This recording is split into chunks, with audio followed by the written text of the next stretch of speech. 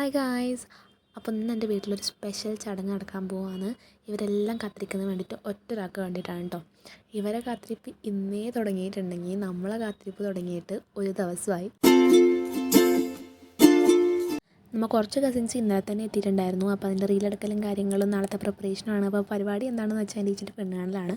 First പെണ്ണുകാണലായതുകൊണ്ട് തന്നെ ചേച്ചിക്ക് നല്ല ടെൻഷനുണ്ട്. അപ്പോൾ ഇതാണ് കേട്ടോ എൻ്റെ ചേച്ചി.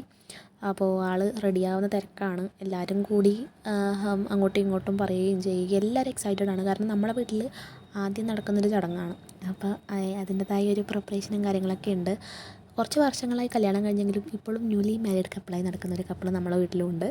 അപ്പോൾ ചേച്ചി ഓൾമോസ്റ്റ് റെഡിയായി. ബാക്കി പിള്ളേരും കാര്യങ്ങളും എല്ലാം റെഡിയായി. ബാക്കി അങ്ങോട്ട് ഫോണിലായി. കാത്തിരിപ്പ് തുടങ്ങി. ചെക്കന് വേണ്ടി 11 മണിയാകുമ്പോൾ 11:30 ചെക്കൻ വന്നു. അങ്ങനെ ചേച്ചീൻ്റെ പുറമേ ബാക്കി നമ്മളൊക്കെ റെഡിയായിട്ടോ. അങ്ങനെ ലാസ്റ്റ് ചെക്കൻ വന്നു.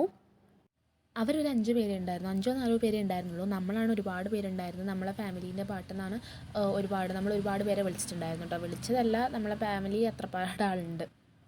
അപ്പോൾ ചേച്ചി ഭയങ്കര ടെൻഷനായിരുന്നു.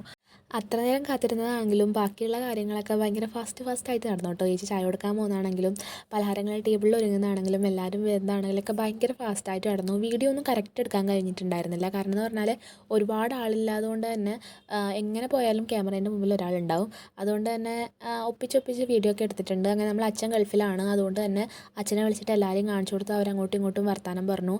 ഒരുപാട് ആളുള്ളതുകൊണ്ട് തന്നെ അടിപൊളിയായിട്ട് കാര്യങ്ങളൊക്കെ നടന്നു കേട്ടോ. അങ്ങനെ അവർ ചോക്ലേറ്റ്സും കാര്യങ്ങളും കൊണ്ടുവന്നിട്ടുണ്ടായിരുന്നു ചേച്ചിക്ക്. അപ്പോൾ ചേച്ചിക്ക് അതൊക്കെ കൊടുത്ത് അവരൊരുപാട് നേരത്തുനിന്ന് വർത്താനം പറഞ്ഞ് ഇനി എങ്ങനെയാണ് കാര്യങ്ങളൊക്കെ തീരുമാനിച്ചിട്ട് അവരങ്ങനെ ഇറങ്ങുകയാണ്.